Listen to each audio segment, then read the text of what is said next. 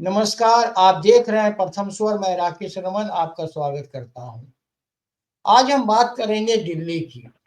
दिल्ली में लोकसभा भी है और लोकसभा की सरगर्मियां अलग थी, लेकिन मैं बात करने जा रहा हूं आपके साथ दिल्ली विधानसभा चुनाव को लेकर और दिल्ली में अवैध रूप से रह रहे रोहिंग्या और बांग्लादेशियों को लेकर।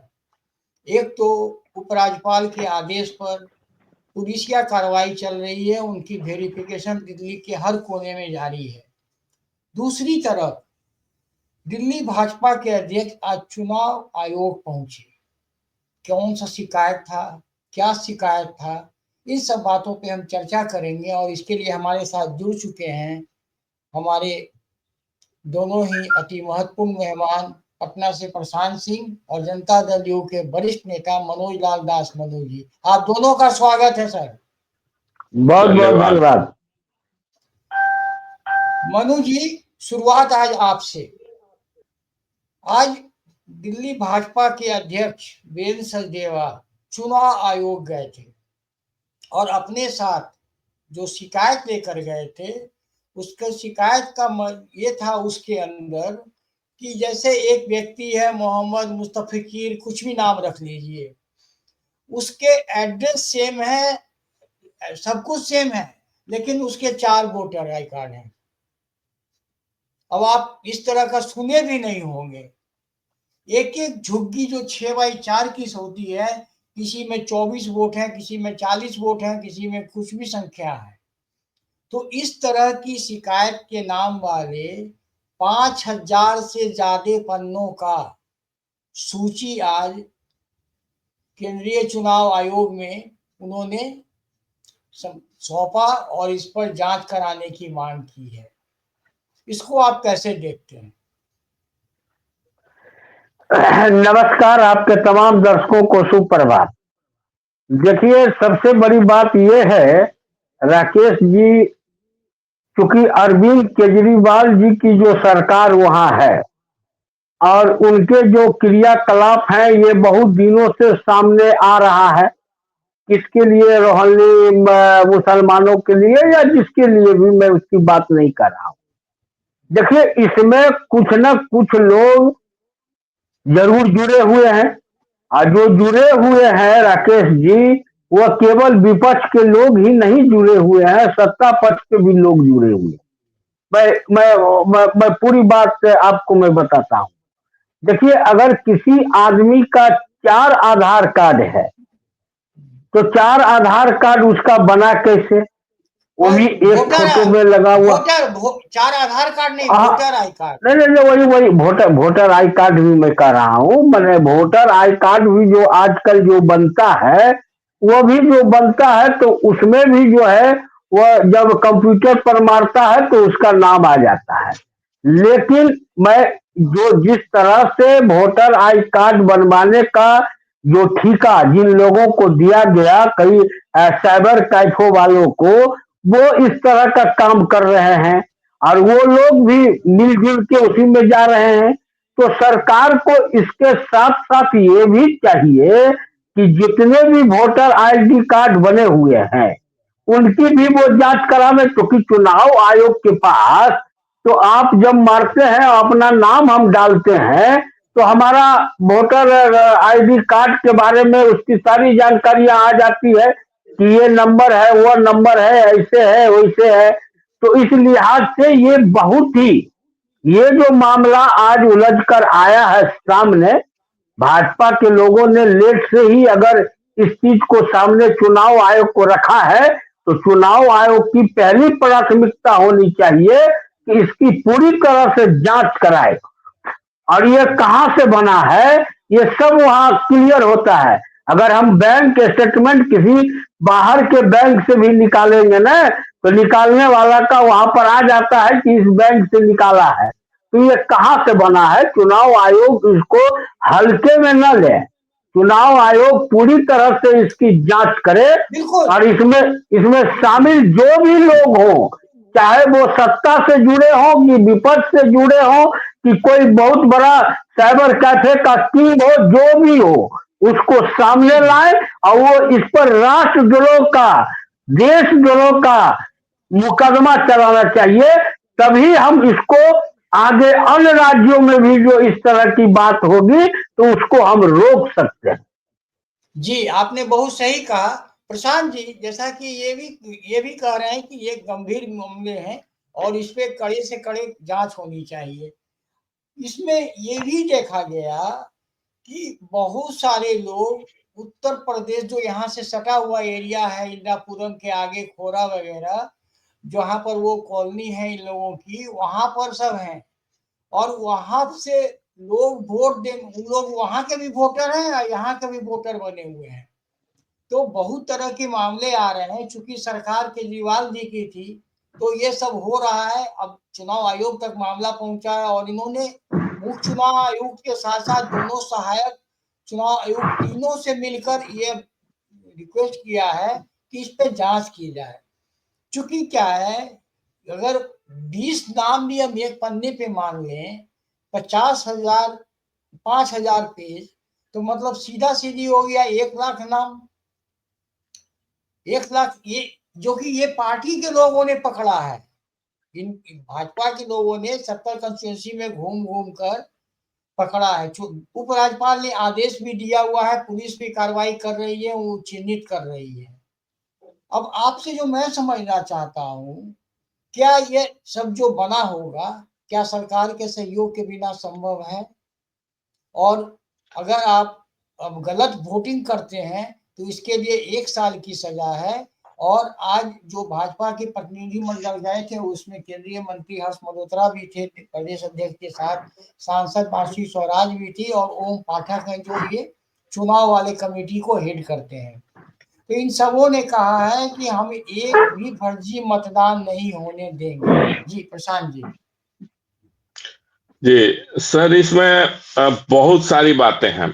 एक तो दे रहा है, दुरुस्त है, चलिए जगह तो सही। ये इसको कहते हैं कि गहरी नींद से अब जागे हैं लोग।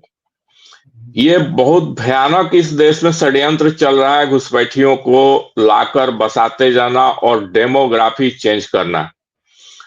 और तमाम तथाकथित सेकुलर पार्टियां जो कहीं से भी सेकुलर नहीं है, वो सिर्फ वोट बैंक की पॉलिटिक्स करते हैं और वो इन सब चीजों को फैसिलिटेट करते हैं, उनको बसाने में, उनका राशन कार्ड बनाने में, उनका पैन कार्ड बनाने में, बैंक अकाउंट खोलने में, आधार कार्ड बनाने में, वगैरह वगैरह। तो ये चीजें जो चलती हैं। दूसरी चीज है कि ये सारे जो घुसपैठिया आते हैं, ये सबसे पहले मुस्लिम बहुल क्षेत्रों में जाकर घुसकर बैठते हैं, क्योंकि वहां उनको आइडेंटिफाई करना कठिन होता है।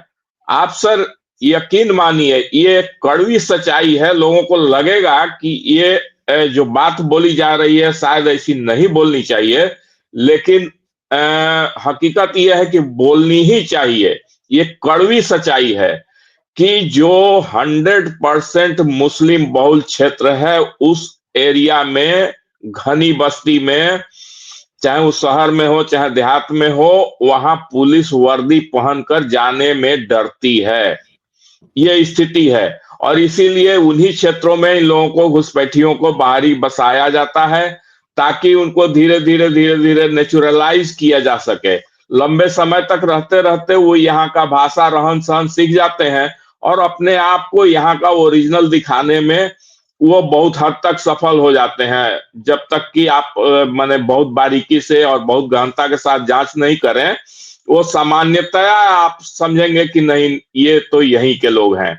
ये चीज माने होती है। दूसरी चीज मैं बता रहा हूं कि जब पाकिस्तान से बहुत सारे लोग आके यहाँ, पाकिस्तानी मुस्लिम यहाँ घुसपैठ करके और इस देश में रह रहे हैं, जिनकी तादाद भी हजारों या लाखों में हो सकती है, तो बांग्लादेश तो पॉपुलेशन की फैक्ट्री ही है। और रोहिंग्या तो बर्मा से मारे मारे फिर रहे हैं, वो तो तलाश रहे हैं। और भारत उनके लिए सबसे मुफीद धर्मशाला है, क्योंकि मलेशिया उनको एक्सेप्ट नहीं कर रहा है, बांग्लादेश उनको एक्सेप्ट नहीं कर रहा है।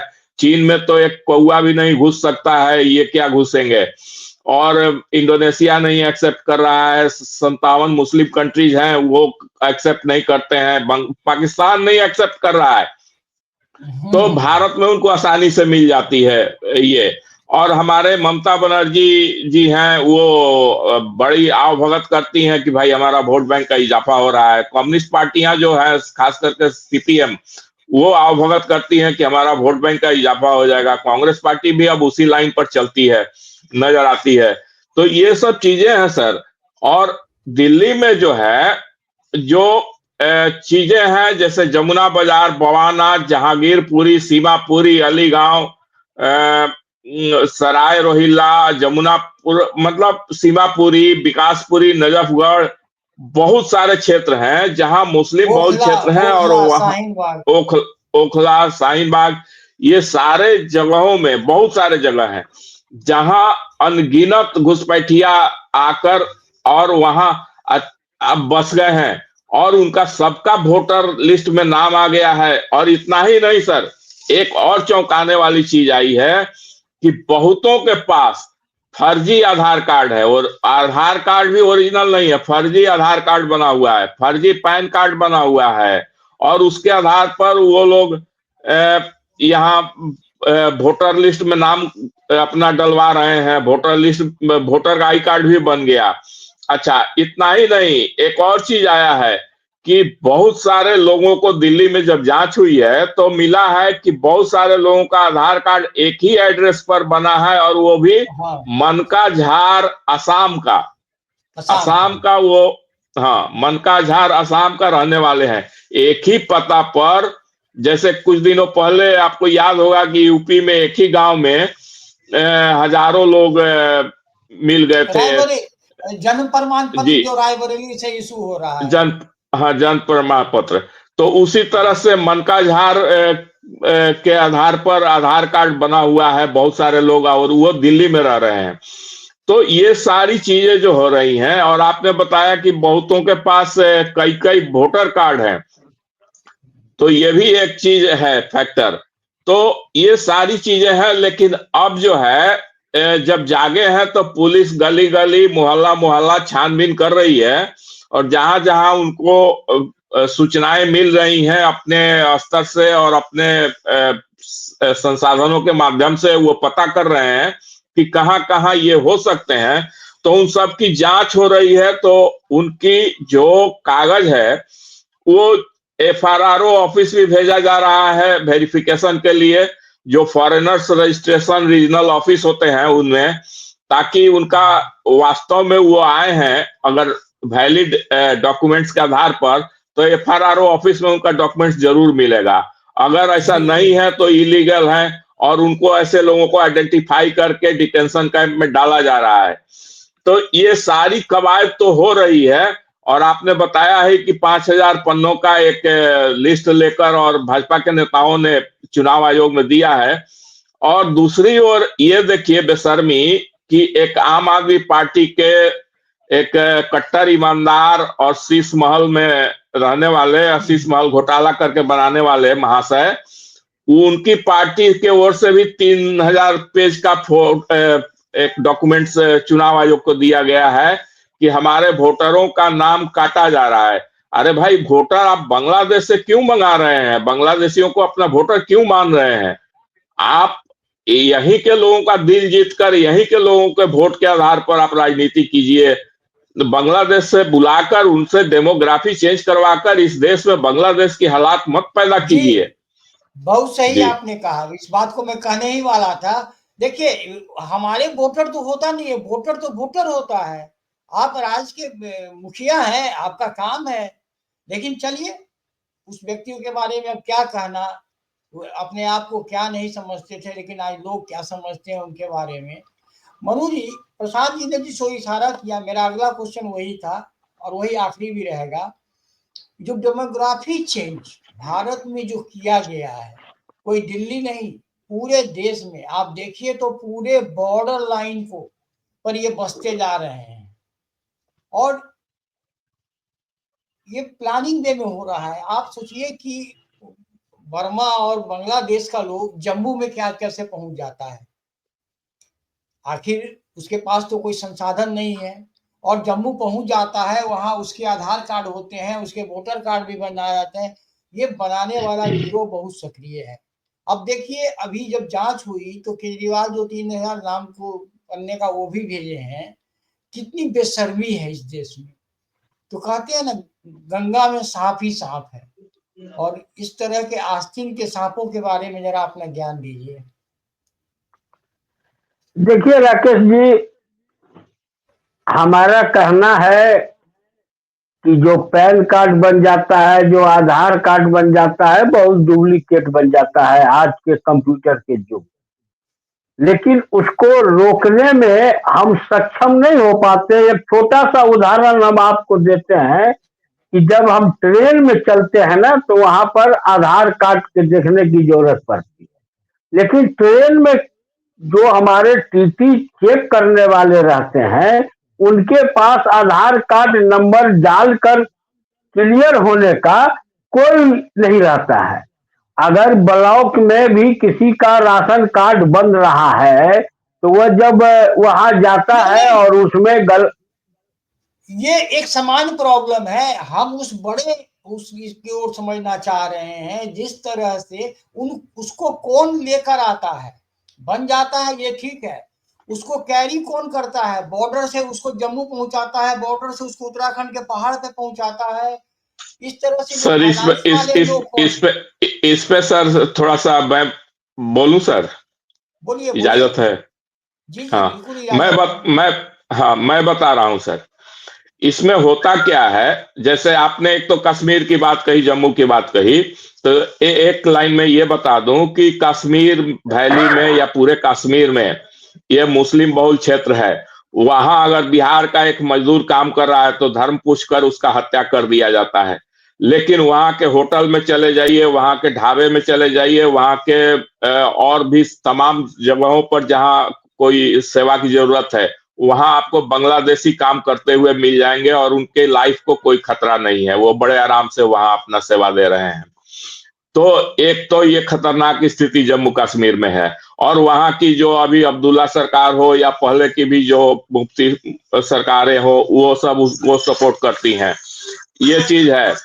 इसके अलावा सर, आपने सवाल उठाया कि इनको लाता कौन है, इनको बुलाता कौन है, ये आते कैसे हैं। तो मैं बता रहा हूं सर, मैं थोड़ा सा बांग्लादेश के सीमा वाले क्षेत्रों में, मैं जैसे जनतापुर एक जिला है बांग्लादेश का, वो उन उसके सीमा पर और भी कुछ ये है, मैं कुछ नाम भूल रहा हूं, कुछ और जगहों पर मैं घूमा हूं। और वहां का फेंसिंग भी मैंने देखा है, डबल फेंसिंग किया हुआ है। फेंसिंग जो है उसमें बड़े बड़े कांटे लगे हुए हैं।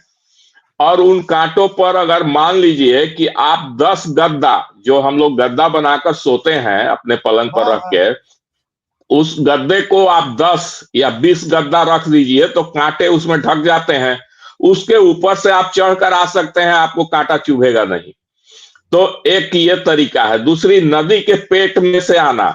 ये आपने फेंसिंग तो सब जगह लगा दिया, लेकिन नदी का पेट तो खुला है, तो नदी के पेट में वो उतर गए और इस पार आ गए। दूसरी चीज कि इधर आते ही उनका इकोसिस्टम इतना स्ट्रांग है, इतना वेल मैनेज्ड है, बस इतना इसी। ऑर्गेनाइज्ड है कि उनको तुरंत रिसीव किया जाता है और तुरंत उनको नियरेस्ट जो है, चूंकि त्रिपुरा से लेकर यहाँ पश्चिम बंगाल तक कई सारे स्टेट हैं जिसकी सीमा मिलती है बांग्लादेश से। और बिहार भी बहुत नजदीक है बांग्लादेश से, बहुत ज्यादा दूर नहीं है, भले ही सीमा डायरेक्ट टच नहीं होता है। लेकिन मेघालय, असम, त्रिपुरा और भी नॉर्थ ईस्ट के स्टेट्स, पश्चिम बंगाल, ये सारे स्टेट, तो जैसे ही ये घुसते हैं भारत के अंदर, वैसे ही इनका जो तंत्र है, इकोसिस्टम है, वो उनको रिसीव करता है और नजदीक के मस्जिदों में ले जाकर इनको बंद कर देता है। और आपको आश्चर्य होगा कि छोटे छोटे मस्जिद में भी अगर 200 आदमी को भेड़ बकरी की तरह ठूस दीजिए और बाहर से आप कान लगा के सुन लीजिए, तो आपको पता नहीं चलेगा कि इस मस्जिद में कोई एक भी आदमी होगा। आपको ऐसा लगेगा कि ये मस्जिद सुनसान पड़ी हुई है, भीतर से कोई चूं की आवाज नहीं आएगी, इतना शांत रहता है। और अचानक एक टूरिस्ट बस लगती है और टूरिस्ट बस में ये बैठकर उनको बाहर भेज दिया जाता है। उनको दिल्ली, बेंगलोर, भुवनेश्वर, बस देहरादून। मेरा इशारा वही था कि इस षड्यंत्र को हाँ समझना है और इस पर हाँ, जब तक विराम नहीं लगेगा इनका प्रवाह को कोई रोक नहीं सकता है। आप लाख बॉर्डर बना दीजिए, लेकिन जब लोग वहां पर ऐसे होंगे, वो तो हमने देखा है कैसे मवेशी को पार कराते हैं बॉर्डर, वो किस तरह से बिल्कुल बांस के बिल्कुल वो झूला ऐसा बिल्कुल बनाकर इधर से उठाते हैं उधर पहुंचा देते हैं। इन बिल्कुल। चीजों को, और इसमें जो हमारे राजनीतिक दल हैं, ये लोग फुल सपोर्ट करते हैं। बंगाल वाला जो शहजाद शेख था, जो कि हमारे ईडी के अधिकारियों पर आक्रमण किया था, बताया जाता है उसका भी यही काम है। और इस तरह के बहुत बड़ी नेटवर्क है और जिसके सीधे तार राजनीतिक दलों से भी जुड़े हुए हैं। अल्टीमेटली सरकार को ही चिंता करना है, लेकिन अभी जो हुआ है, पुलिस की भी जांच हो रही है, पार्ट राजनीतिक दल के लोग भी जा जाकर चेक कर रहे हैं, लेकिन राजनीतिक दल के लोगों के चेक करने की एक सीमाएं हैं। वो अपने इंफॉर्मेशन के आधार पर जाएंगे। चुनाव आयोग को बेहतर इसकी पूरी जांच के लिए कुछ अलग ठोस कदम उठाने होंगे। हालांकि ये बहुत बड़ा टास्क होगा, देखते हैं वो कब तक पूरा करते हैं। मनोज जी, आखिरी कुछ बोलना है तो आप बोल दीजिए। नहीं, वही हम कहें कि इसके लिए सर हमारा जो है एजेंसियां है जो बॉर्डर पर जो रह रहे हैं, जो हमारा बीएसएफ है, उसको भी मजबूत करने का है। ये भी कई जगह से सूचना आई है कि बीएसएफ के कर्मचारियों के, अधिकारियों के या उनके जो रहते हैं सिपाहियों, उनके भी मिली भगत करके लोग बॉर्डर पार कर रहे हैं। ऐसी भी सूचना आई, ऐसे भी अखबार में समाचार बिल्कुल आए हैं। बिल्कुल। हमारा हमारा जो इंटेलिजेंस है, उस इंटेलिजेंस को और मजबूत करना होगा। एक और एजेंसी एक अलग से स्थापित करना होगा कि जो लोग बाहर आ रहे हैं, चुनाव आयोग को भी अपने जो सॉफ्टवेयर है उसमें इसको क्लियर करना होगा कि कोई गलत आधार कार्ड का नंबर डाल के कोई अगर चुनाव आयोग में जा रहा है तो उसको तुरंत रोकने का होना चाहिए। बैंक में क्या होता है कि आप वहां उंगली डाल के आप खाता खुलवाते हैं तो वहां पर वो ठीक रहता है, लेकिन और सब जगहों पर आप अगर भेज दिए तो हो गया, बात खत्म हो गया। तो अपना जो इंटेलिजेंस है, ब्यूरो है, हमारा जो बीएसएफ है, एक अलग से भी होना चाहिए कि ऐसे लोगों को रोकना चाहिए। ये केवल चुनाव के लिए ही बात नहीं है राकेश जी। अगर उनकी संख्या धीरे धीरे यहाँ बढ़ जाएगी तो ये एक तरह से विदेशी शक्ति यहाँ मजबूत होते जाएगी। तो उस किला को ढाने के लिए जो हमारे लोग भी इसमें शामिल हैं, उनके खिलाफ भी कार्रवाई होनी चाहिए, ये हमारा कहना है। जी प्रशांत जी, आखिरी कमेंट।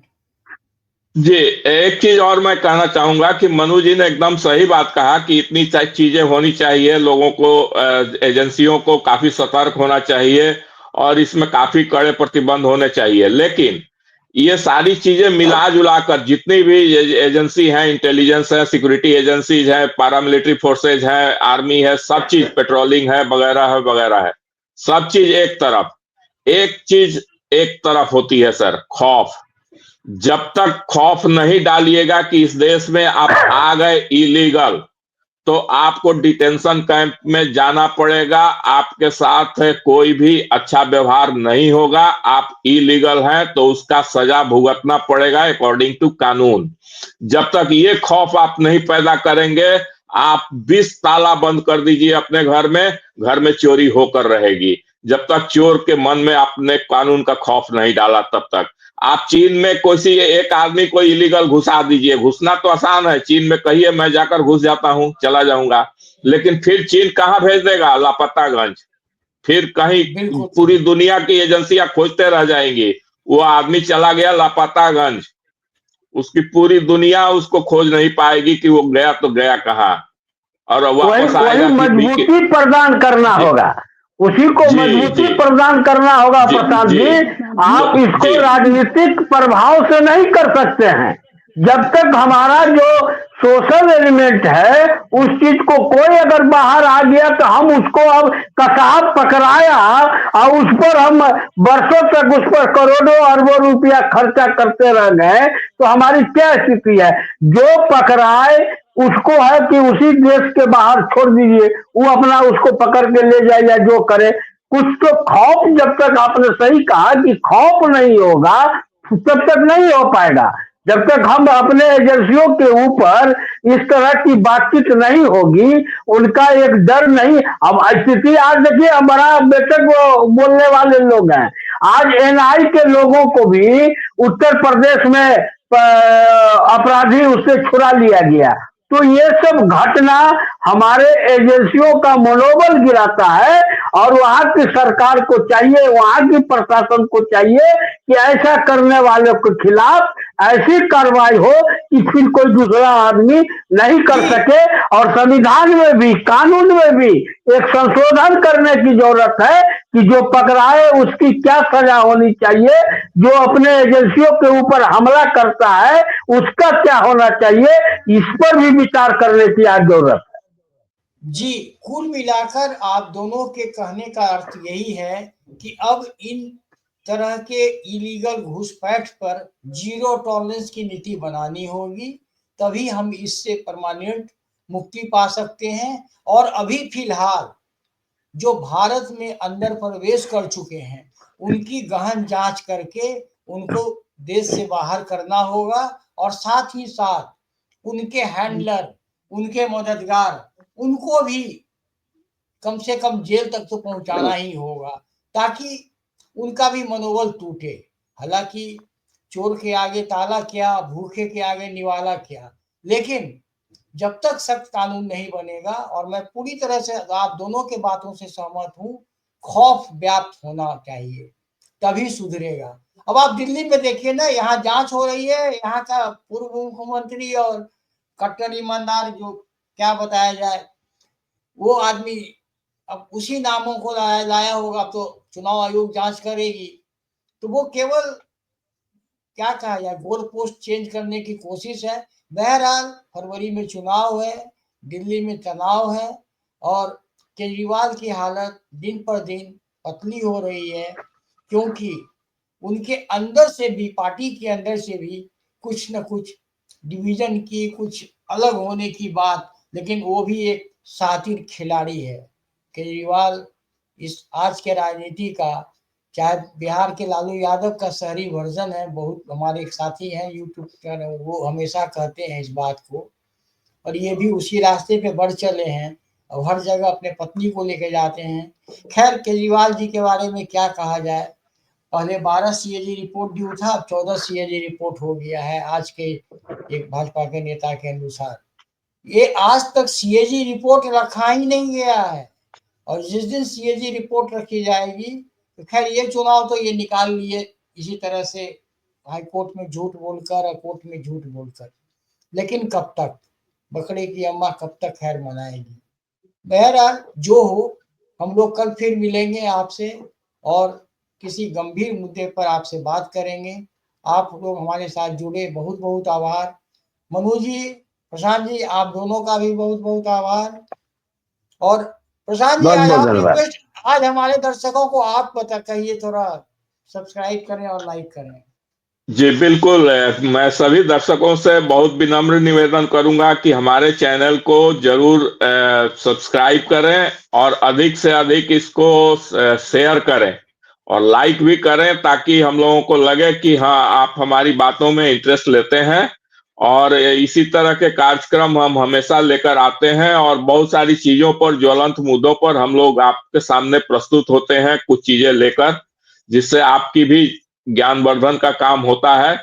तो हमें लाइक करें और साथ साथ नीचे टिप्पणी लिखें कि हम लोगों को उससे पता जी चले कि आप हमारे विषय में क्या सोचते हैं। जी, इसी के साथ आप लोगों को शुभ रात्रि। जय हिंद, जय भारत।